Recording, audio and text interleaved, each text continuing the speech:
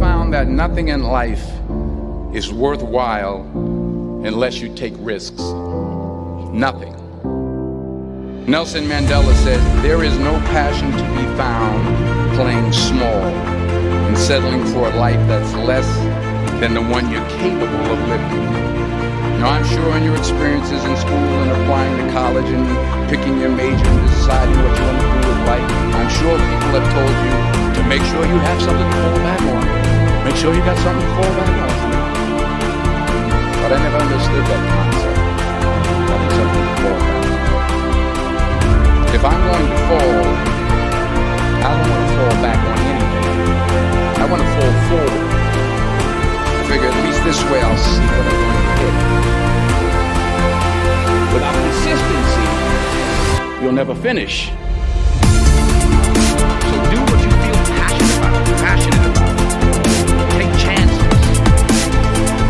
Don't be afraid to fail. There's an old IQ test, 9 dots.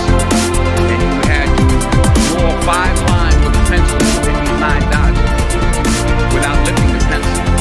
The only way to do it was to go outside the box.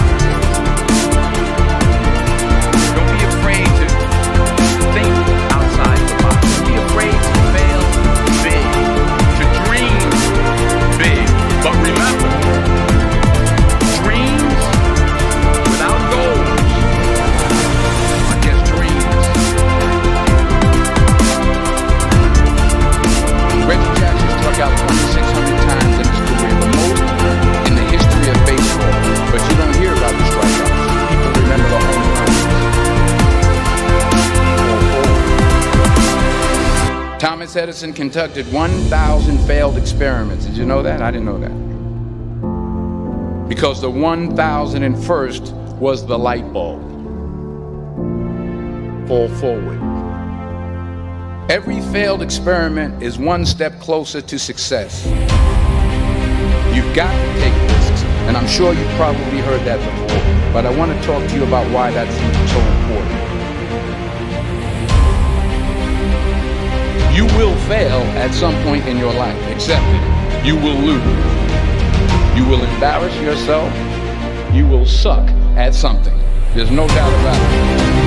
And I know that's probably not a traditional message for a graduation ceremony, but hey, I'm telling you, embrace it, because it's inevitable.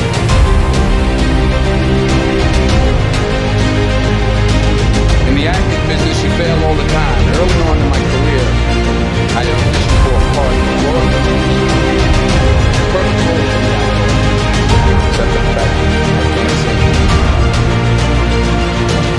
I can do the job. But here's the thing. I didn't quit. I didn't fall back. I walked out of there to prepare for the next audition, and the next audition, and the next audition. I prayed. I prayed. And I prayed. But I continued to fail. And fail. And fail. But it didn't matter. You know what? There's an old saying. Hang around the barbershop. I'll soon so you will get your break. Last year, but here's the kicker. It was at the fourth theater. It was at the same theater that I failed that first audition 30 years ago. The point is, every graduate here today has the talent to succeed. But do you have the guts to fail? If you don't fail, you're not even trying. I'll say it again. If you don't fail, you're not even trying. To get something you never had, you have to do something you never did. So imagine you're on your deathbed, and standing around your deathbed are the ghosts representing your unfulfilled potential. The ghost of the ideas you never acted on. The ghost of the talents you didn't use. And they're standing around your bed, angry, disappointed, and upset. They say we came to you because you could have brought us to life, they say. And now we have to go to the grave together.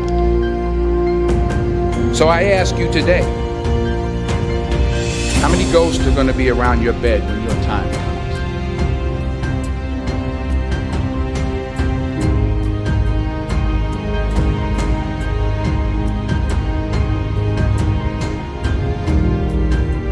I just got back from South Africa. It's a beautiful country, but there are places there with terrible poverty that need help. And Africa is just the tip of the iceberg. The Middle East needs your help. Japan needs your help. Alabama needs your help. Tennessee needs your help. Louisiana needs your help. Philadelphia needs your help. The world needs a lot, and we need it from you. We really do. We need it from you young people. I mean, I'm not speaking for the rest of us up here, but I know I'm getting a little grayer. We need it from you, the young people. Because remember this, you got to get out there. You got to give it everything you got, whether it's your time, your talent, your prayers, or your treasures. What are you going to do with what you have? I'm not talking about how much you have. Some of you are business majors. Some of you are theologians, nurses, sociologists. Some of you have money. Some of you have patience. Some of you have kindness. Some of you have love. Some of you have the gift of long suffering. Whatever it is, whatever your gift is, what are you going to do with what you have? All right, now here's my last point about failure. Sometimes it's the best way to figure out where you're going. Your life will never be a straight path. I began at Fordham University as a pre-med student. I took a course called cardiac morphogenesis. I couldn't read it, I couldn't say it, I sure couldn't pass it. So then I decided to go into pre-law, then journalism. And with no academic focus, my grades took off in their own direction. I was a 1.8 GPA. And the university very politely suggested that it might be better to take some time off. I was 20 years old. I was at my lowest point. And then one day, and I remember the exact day, March 27th, 1975, I was helping my mother in her beauty shop. My mother owned a beauty shop up in Mount Vernon. And there was this older woman who was considered one of the elders in the town. I didn't know her personally, but I was looking in the mirror, and every time I looked at the mirror, I could see her behind me, and she was staring at me. She just kept looking at me. Every time I looked at her, she kept giving me these strange looks.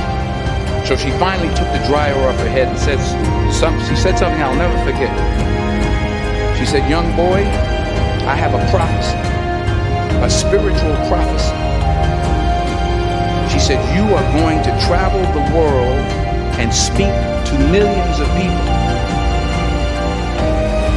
And in the years that followed, just as that woman prophesied, I have traveled the world and I have spoken to millions of people through my movies.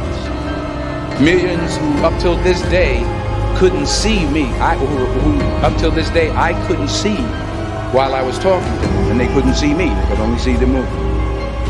They couldn't see the real me. But I see you today.